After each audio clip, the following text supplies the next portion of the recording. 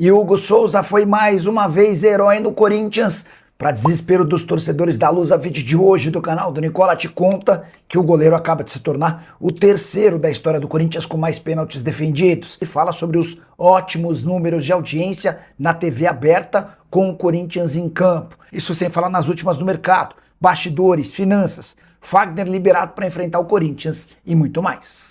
Fala aí pessoal, sou Jorge Nicola, bem-vindos a mais um vídeo do canal. Sempre bom ter vocês por aqui, sem perder tempo, pedir para deixar like, se inscrever no canal e ativar as notificações.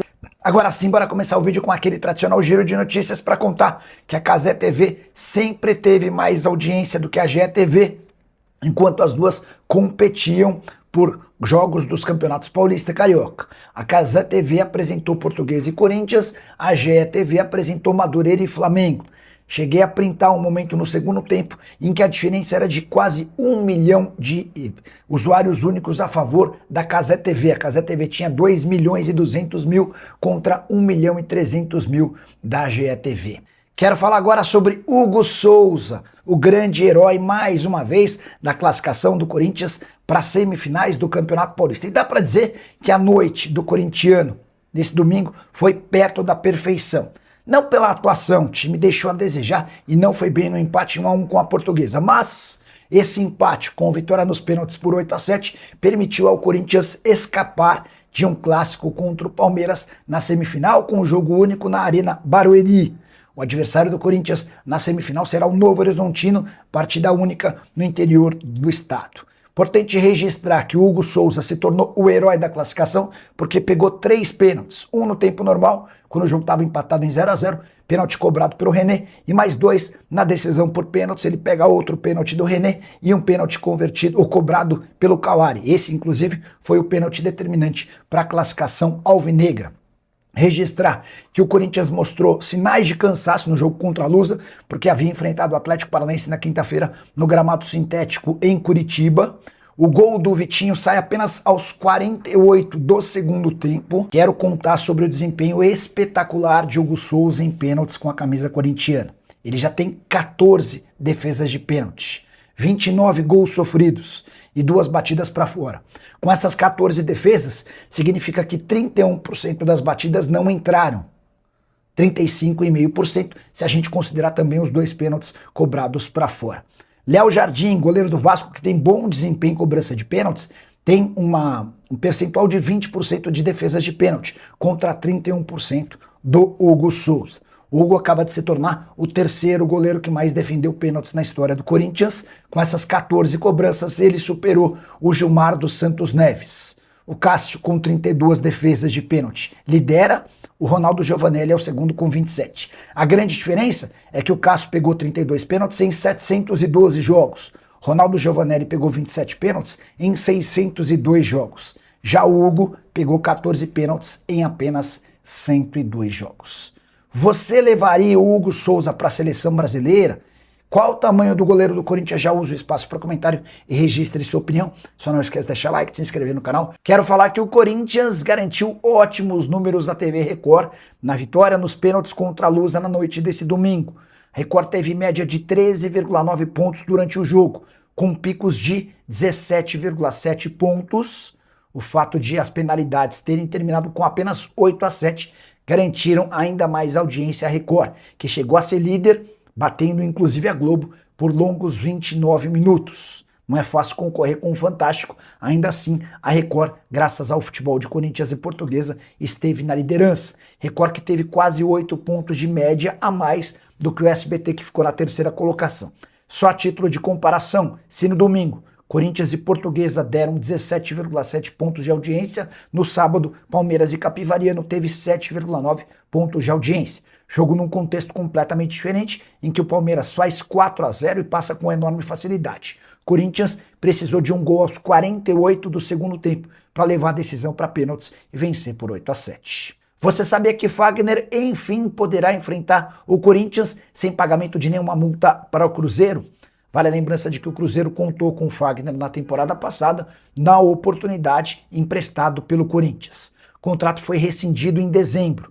E o Fagner, apesar de ainda ganhar R$200 mil por mês do Corinthians, do seu salário de 800 mil mensais, Fagner está autorizado, liberado, sem pagamento de qualquer multa para enfrentar o Timão. Na temporada passada, se entrasse em campo, o Cruzeiro era obrigado a arcar com uma multa de alguns milhões de reais. Fagner tem disputado a posição com o William muito criticado pelo torcedor, mas que conseguiu boa impressão na vitória por 2-1 contra o Pouso Alegre no sábado, primeira partida semifinal do Campeonato Mineiro. Só para completar, em relação à Raposa, Corinthians e Cruzeiro se enfrentam na quarta-feira, Mineirão, jogo das 20 horas. Caio Jorge e Arroio podem ser novidades, eles foram poupados na partida desse fim de semana. Bom, rapaziada, não tem como a gente não falar de Hugo Souza nessa classificação do Corinthians para a semifinal do Campeonato Paulista. Um jogo único, com o mando da Portuguesa, uma Portuguesa que fez uma campanha espetacular no Campeonato Paulista, a ponto de ela ser a mandante diante do Corinthians, receber o jogo no Canindé, de ter vencido o Mirassol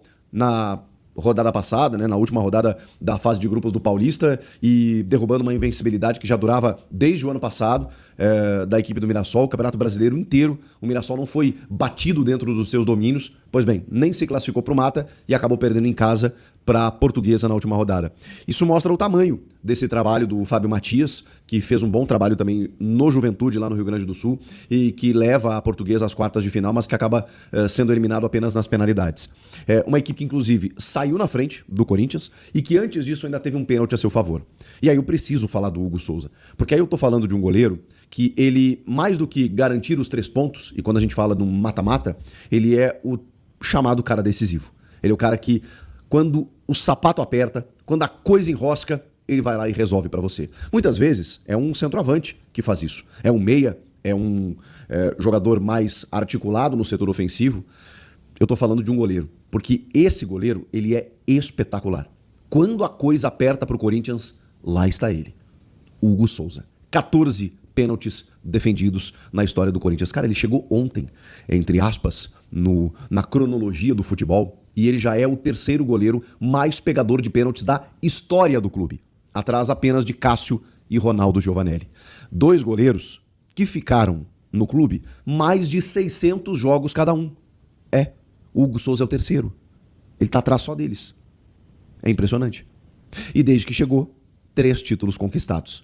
E tá indo para mais uma semifinal. É impressionante. Porque, assim, não é que a Portuguesa tenha tido grandes oportunidades, mas é um time muito bem compactado, que também impediu o Corinthians de criar grandes chances no jogo. E quando chegou, sempre levou perigo. E aí tem uma jogada em profundidade, em que o Hugo Souza, inclusive, acaba cometendo um pênalti. Porque ele tá sozinho, dá o carrinho, erra o bote e acaba cometendo a penalidade. Só que ele vai lá e defende. Isso ainda no primeiro tempo.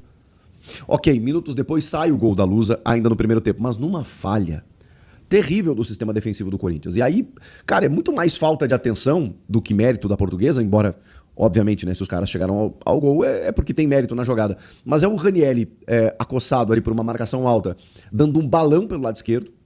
Aí a bola vai para a disputa entre o André Ramalho e o jogador da Lusa. O André acaba até vencendo a disputa, mas ela sobra na entrada da área, atrás da meia-lua, pro jogador da Lusa, que acaba desferindo o chute no cantinho. O Hugo até não esperava aquela bola, né? Vai em cima dele, mas não o suficiente para fazer a defesa. 1-0 Portuguesa no primeiro tempo.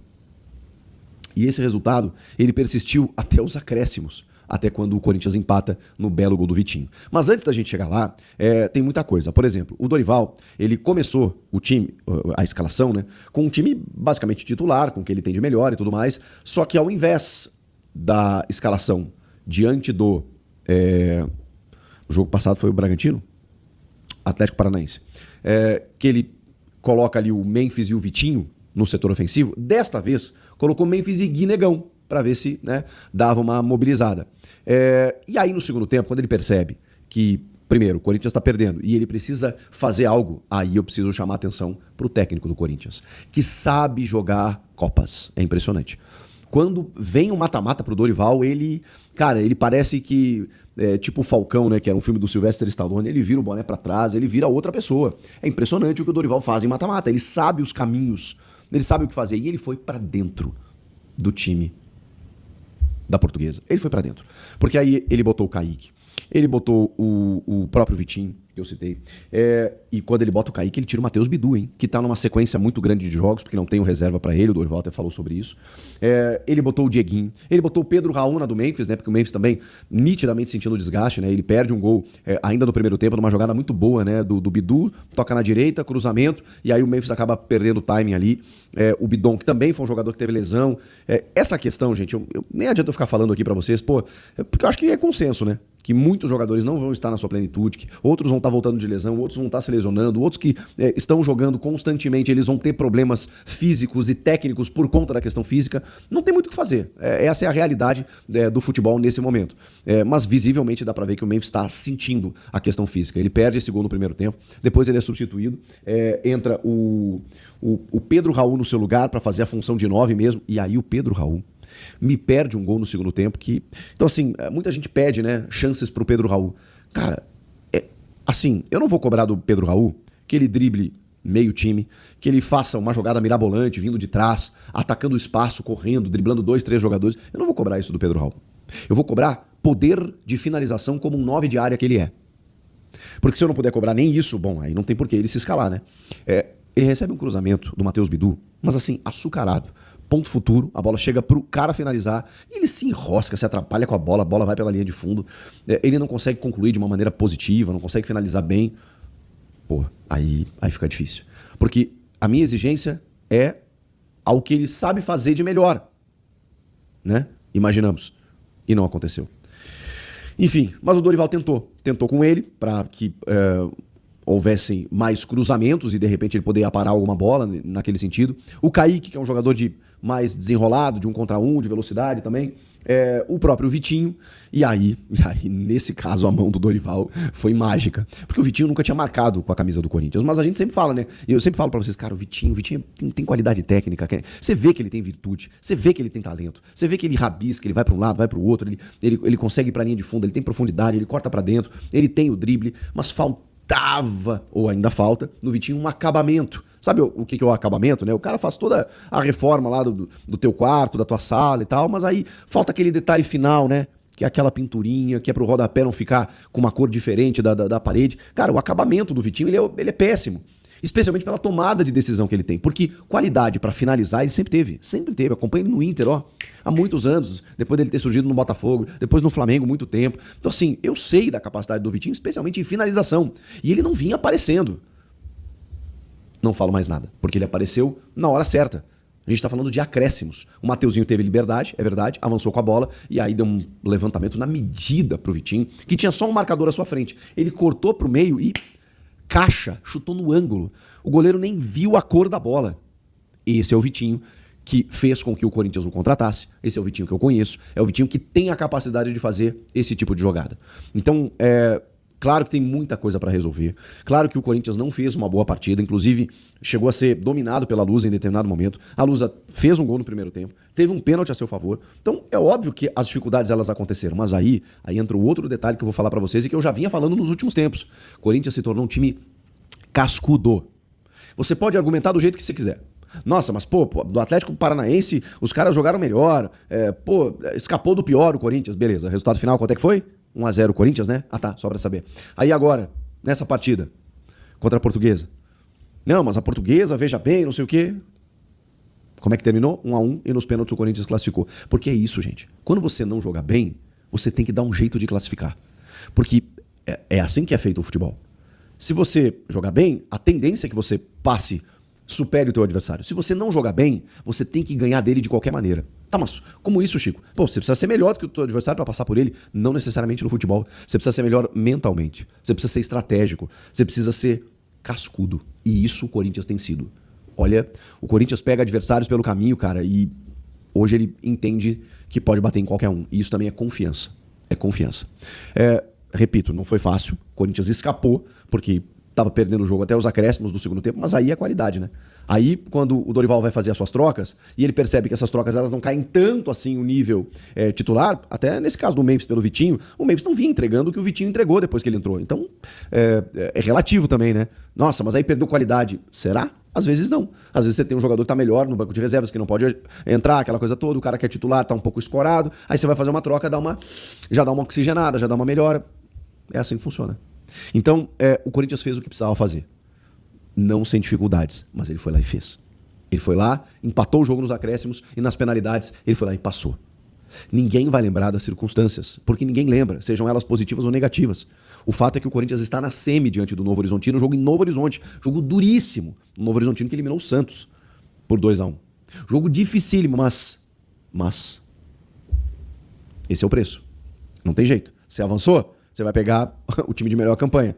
E jogo único em Novo Horizonte. Mas o Corinthians conquistou isso.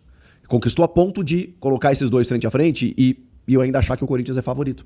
Apesar da campanha do Novo Horizontino. Porque o Corinthians é o super campeão do Brasil. É um Corinthians que é campeão paulista e está defendendo o título. É um Corinthians atual campeão da Copa do Brasil. É um Corinthians cascudo. Vai ser difícil, já aviso pra vocês, vai ser difícil arrancar pontos desse Corinthians. Porque os caras estão prontos pra guerra. E isso foi moldando, forjando o caráter dessa galera. Então os remanescentes, os caras que estão desde o ano passado, eles entenderam. E especialmente o técnico Dorival Júnior, que está cada vez mais entendido do que é ser Corinthians e das coisas do seu time. Embora todas as trocas. Então tem que valorizar essa vitória, mesmo que tenha sido nas penalidades, né? O Hugo pega no tempo normal e depois pega 2 penalidades nas disputas, né? Vencidas pelo Corinthians por 8-7. Então assim, o Corinthians avançou no brilho de Hugo Souza. O Garro entrou nos minutos finais, até perdeu o primeiro pênalti, mas tudo bem, faz parte. E aí você tem essas outras situações aqui, né? O Kaique, que eu disse que entrou no lugar do Matheus Bidu, depois o Dieguinho, Pedro Raul, Vitinho. Cara, jogadores que até pouco tempo atrás seriam titulares do Corinthians. Mas hoje o Corinthians conseguiu reforçar a ponto deles serem alternativas e ajudarem, contribuírem numa classificação diante da Portuguesa para a semifinal do Campeonato Paulista. Fala rapaziada, beleza? Mais um giro de notícias do maior clube do Brasil, né? O Coringão. A gente dá essa opção para você escolher o que você quer ouvir. Então aí você escuta a gente aqui na nosso canal aí com muita informação do Corinthians. Não esqueça de dar like, inscreva-se no canal, ative o sininho das notificações para até o próximo vídeo. E vamos!